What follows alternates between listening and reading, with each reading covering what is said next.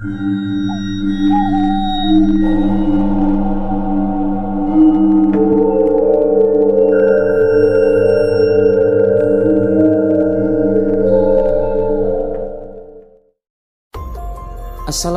warahmatullahi wabarakatuh. Kembali lagi di channel Radio Angker. Di sini saya akan membacakan sebuah kisah yang ditulis oleh akun Kaskus yang bernama 13 SKA. Kisah kali ini berjudul Misteri Keranda Berjalan. Sebelum kita mendengarkan kisahnya, buat teman-teman yang mempunyai kisah horor nyata, bisa dikirim melalui email radioangker@gmail.com. Langsung saja kita dengarkan kisah berikut ini.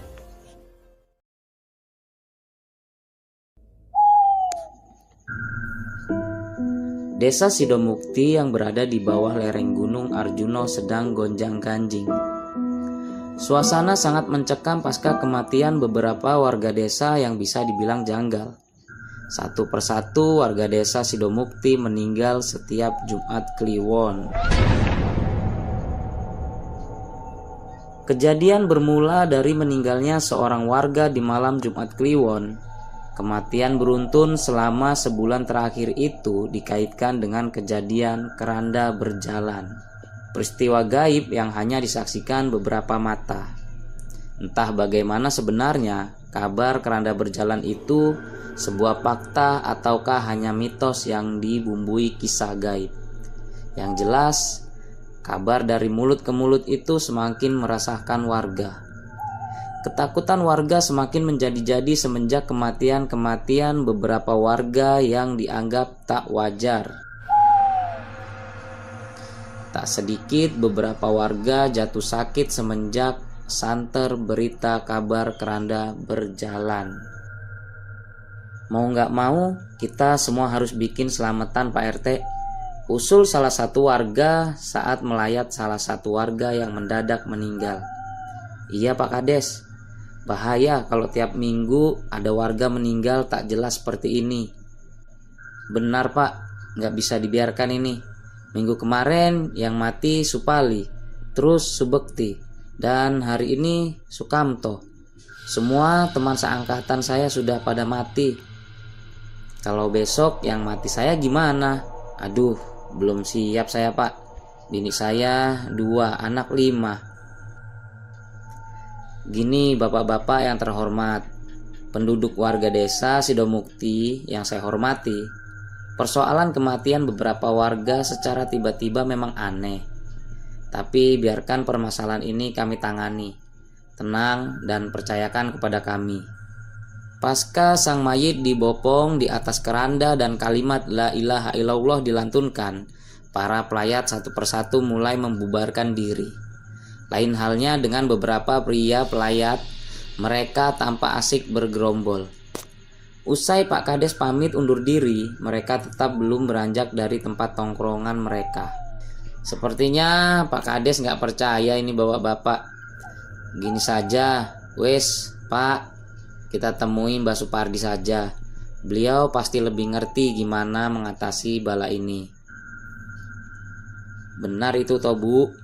Apa kata orang-orang desa? Ada keranda berjalan di kampung kita. Tanya seorang pria muda berusia 30 tahunan. Iya leh, kata orang tua dulu kalau ada keranda bergerak bakal itu bertanda akan ada yang meninggal. Lah, ini keranda berjalan. Nggak tahu apa yang bakal terjadi sama kampung kita. Amit-amit jabang bayi. Moga-moga kita semua selamat ya. Emang emak udah pernah lihat dengan kedua mata sendiri? Jangan percaya omongan yang nggak pasti mak. Nanti takut-takut sendiri. Kata Mbak Supardi, orang yang ngerti yang tinggal sendiri di kaki Gunung Arjuna.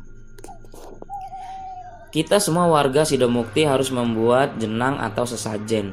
Terus sesajennya dihanyutkan di kali berantas. Tujuannya buat nolak bala. Abdi mengerunyutkan dahi, merasa aneh dengan perkataan emaknya yang tak bisa dibuktikan secara ilmiah. Keranda berjalan dan orang mati, apa hubungannya? Aneh. Bisa saja karena memang sudah waktunya mati. Apa yang salah dengan orang mati? Setiap hari ada orang mati. Di jalan, di rumah sakit, di mana-mana pasti ada kematian. Abdi pulang kerja sudah sangat larut. Hari ini akhir bulan. Banyak laporan keuangan yang harus diaudit dan kirim ke kantor pusat.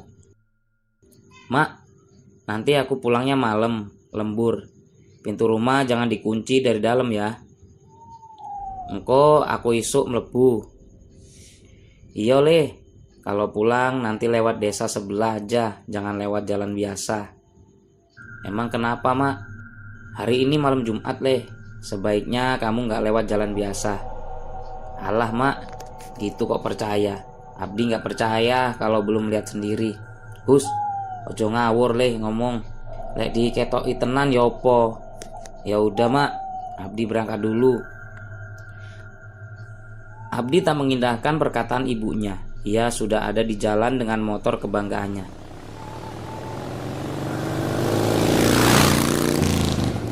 Hawa dingin menyusup di sela-sela jaketnya. Jam di tangan kanannya sudah menunjukkan angka 12. Ada sedikit rasa was-was mampir di hatinya. Sesekali dilihatnya langit yang semakin pekat. Tak ada binatang, hanya segerombolan awan yang menutup sebagian bulan hingga bulan hanya nampak sepinggiran. Pemandangan di sekitar sudah berganti menjadi dengan pohon-pohon Kamboja yang rindang. Suara angin menggoyang-goyangkan pepohonan dengan bunga-bunga putih itu. Abdi menelan ludah saat mendengar suara jangkrik berderik. Kuburan. Ia melewati jalan di sekitar komplek pemakaman. Jarum jam di tangannya menunjukkan pada angka 12. Sudah malam. Abdi hanya seorang diri dengan motor Yamaha NMAX yang baru dilunasi cicilan terakhir di bulan kemarin. Sial, aku gak bawa MP3 sih. Sepi sekali jalanan.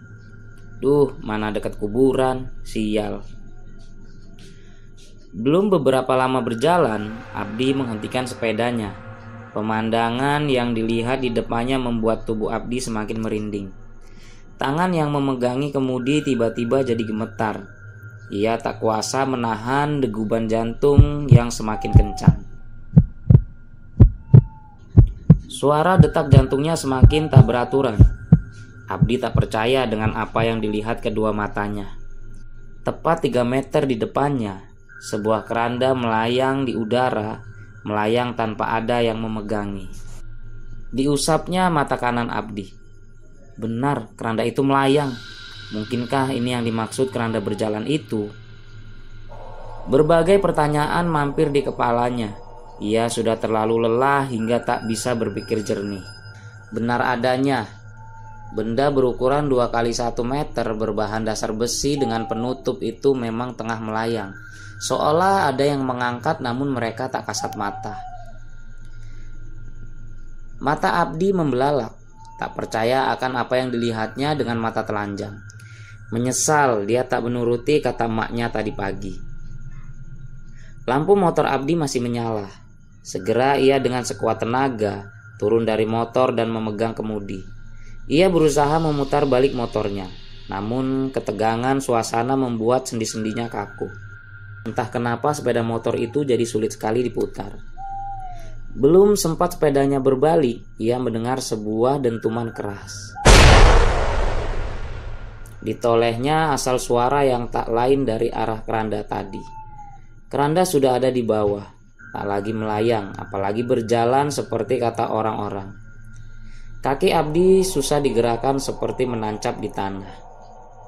Perlahan ia putar kembali kepalanya. Sontak ia terkaget. Sosok yang tengah berdiri di depannya sungguh mengejutkan. Sosok bertubuh hitam, besar, sudah berdiri menghalangi jalannya. Abdi tak bisa bergerak, berteriak pun susah. Lemah tak berdaya. Tangannya segera melepas gagang sepeda motor, hingga motor yang ada di sampingnya roboh ke sisi kanan tergolek. Abdi menelan ludah, mencoba berlari ke sisi lain. Namun makhluk serupa muncul lagi di depannya. Begitulah seterusnya. Tak ada jalan keluar atau buntu. Ia tengah dikelilingi 4 makhluk yang sangat besar. Tidak, Abdi terbangun. Hanya mimpi. Ditolehnya pemandangan sekitar, tak ada siapapun, yang ada hanya gelap. Sayup terdengar suara beberapa orang. Ibu Hanifah, almarhum sudah selesai kita sholatkan. Sudah saatnya kita makamkan. Segera ya Bu, tidak baik berlama-lama. Ya Allah, Abdi, anakku. Apa? Abdi? Almarhum? Gak mungkin aku. Abdi berusaha keluar dari tempatnya sekarang, namun rupanya ia sedang berbaring di sebuah keranda. Keranda yang beberapa waktu lalu dilihatnya melayang di udara. Sebuah keranda yang berjalan dengan 4 makhluk astral yang menyeramkan. Usahanya untuk keluar menemui jalan buntu. Teriakannya semakin keras dari dalam keranda, tapi tak seorang pun di luar mendengarnya. Kini dia hanya bisa menyaksikan dirinya terkurung dalam keranda sendiri tanpa siapapun.